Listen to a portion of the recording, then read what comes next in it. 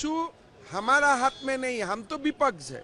अगर आप मुझे इशू नहीं देगा तो मेरा पास कोई इशू नहीं है। आप मुझे इशू देगा तो इशू होगा।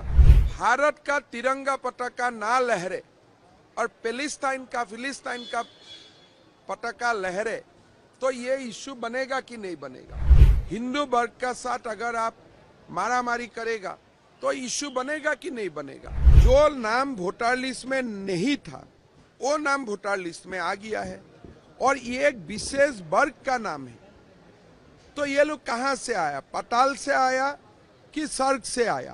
असम, बंगाल हम लोग तो आधा खो चुका हूं। अभी झारखंड भी और लाइन में है। झारखंड में अभी भी शक्ति है अपने आप को बसाने के लिए।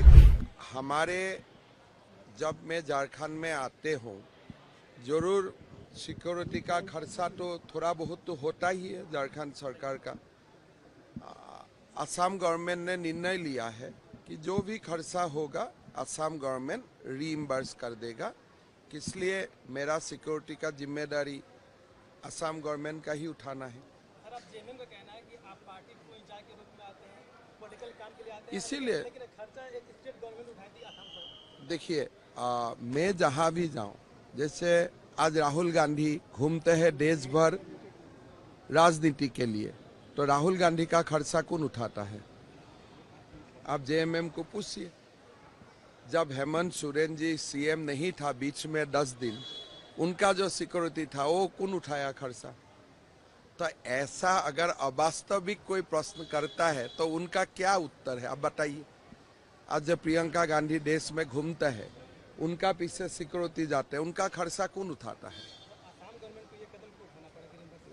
आप ऐसे बोल रहे हैं कि हम तो दूसरा, देखिए हम तो यहाँ मेहमान का नाते आया हूँ, तो मेरा ये जिम्मेदारी बनता है, मैं मेहमान को क्यों कष्ट दूं। अच्छा, ये सहायक पुलिस कर्मियों पर आज लाठीचार्ज हुआ। थोड़ा सा और आगे आ जाइए। हाँ, मैं रात में कोशिश करूंगा। मैं तो अभी हजारीबाग जा रहा हूँ। रात में अगर समय होगा तो मैं हॉस्पिटल में मिलने के लिए जाऊंगा, और अगर रात में मैं आने में लेट होते हैं तो सुबह में हॉस्पिटल में मिलने के लिए आऊँगा। मेरा यही सलाह है, हर स्टेट में ऐसा समस्या है, लेकिन हर समस्या का समाधान थ्रू डिस्कशन होना चाहिए और डिस्कशन से ही सब समस्या का हल निकालना चाहिए। विधानसभा चुनाव में जो मुद्दे होंगे बीजेपी के, क्या अपने मुद्दे लेकर जाएंगे? सन्ना धनखोर जो मुद्दा उठाया जा रहा है, आप लोग संभाल करना। देखिए जो इशू स्टेट गवर्नमेंट का विचारधारा में आते हैं वो हमारे मुद्दे हैं। पार्लियामेंट चुनाव में पार्लियामेंट का मुद्दा होता है। स्टेट का पहला मुद्दा तो यही होता है कि आपने लास्ट चुनाव में क्या क्या वादा किया था।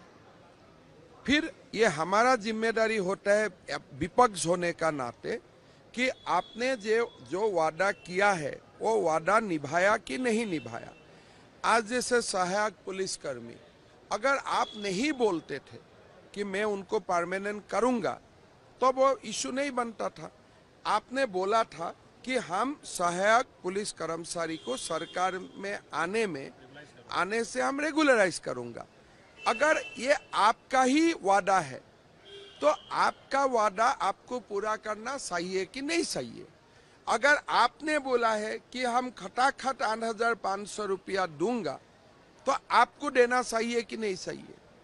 फिर अगर झारखंड में मुहर्रम का दिन